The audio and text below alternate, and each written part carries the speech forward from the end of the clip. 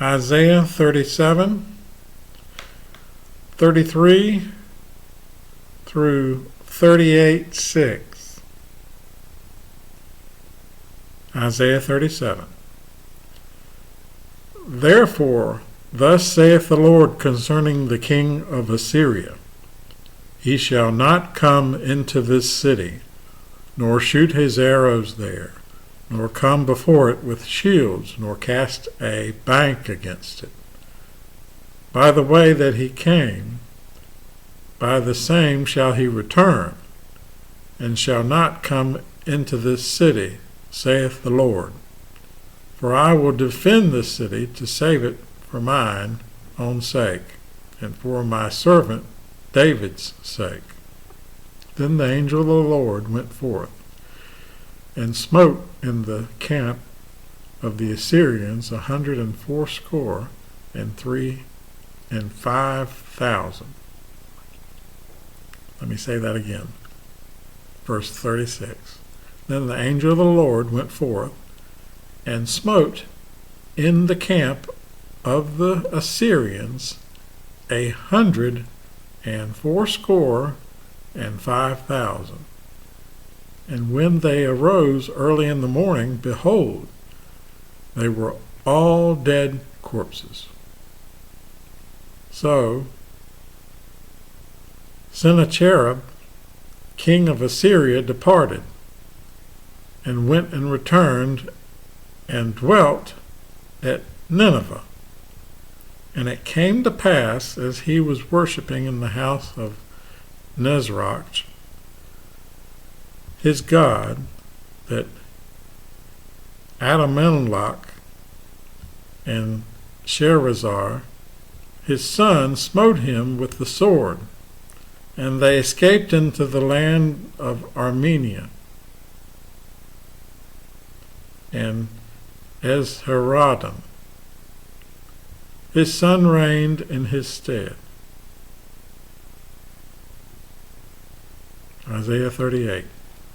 In those days was Hezekiah sick unto death, and Isaiah the prophet, the son of Amoz, came unto him, and said unto him, Thus saith the Lord, Set thine house in order, for thou shalt die, and not live.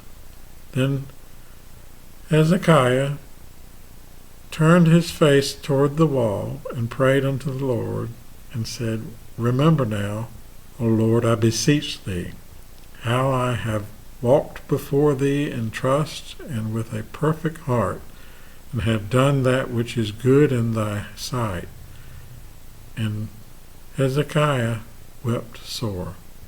Then came the word of the Lord to Isaiah, saying, Go and say to Hezekiah, Thus saith the Lord, the God of David, thy father, I have heard thy prayer.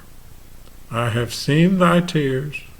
Behold, I will add unto thy days 15 years, and I will deliver thee and this city out of the hand of the king of Assyria, and I will defend this city.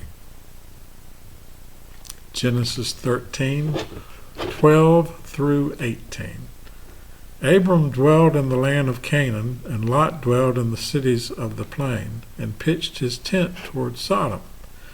But the men of Sodom were wicked and sinners before the Lord exceedingly.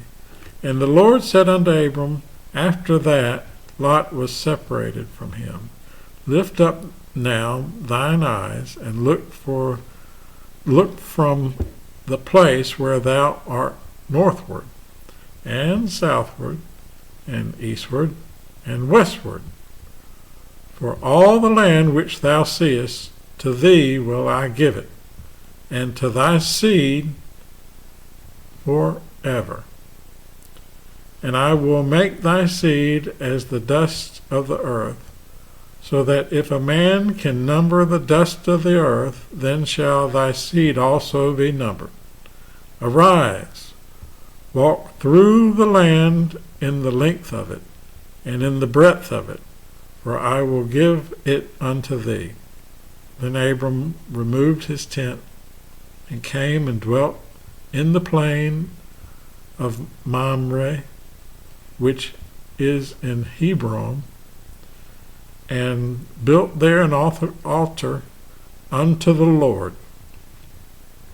Proverbs 14:27 through 15:4. The fear of the Lord is a fountain of life, to depart from the snares of death. In the multitude of people is the king's honor, but in the want of the people is the destruction of the prince. He that is slow to wrath is of great understanding, but he that is hasty of spirit exalteth folly. A sound heart is the life of the flesh,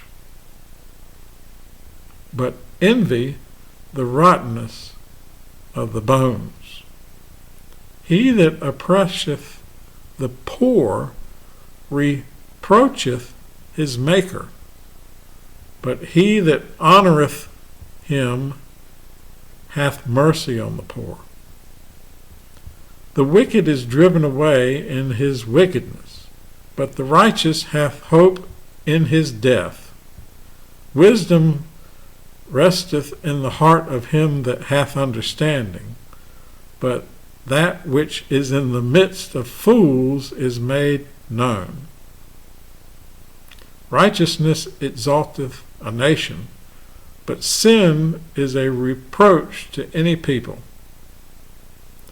The king's favor is towards a wise servant, but his wrath is against him that causeth shame.